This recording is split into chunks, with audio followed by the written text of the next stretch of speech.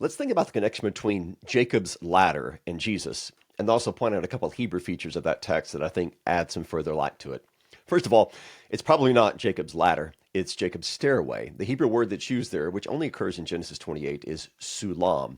What Jacob saw in this dream vision was probably one of those like ziggurats with the stairways that goes up to the top of this man-made mountain. So, where's God?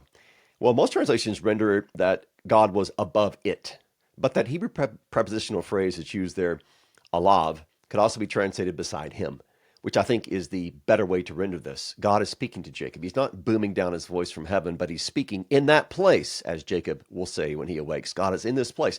God is right there beside Jacob, on the ground, speaking these words, a promise to him. He's the God who comes down to where we are and speaks these words to us. Now, what's the connection to the ministry of Jesus?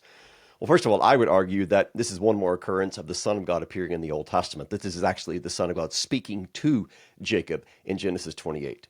But then what does the Son of God say in John chapter 1? He says to Nathanael, you're going to see the heavens open and you're going to see the angels of God ascending and descending on the Son of Man. Jesus himself, alluding back to this story, is pointing to him as the stairway. He connects heaven to earth. He connects us to God because he's God and man in one person, the one who reconciles us to the Father.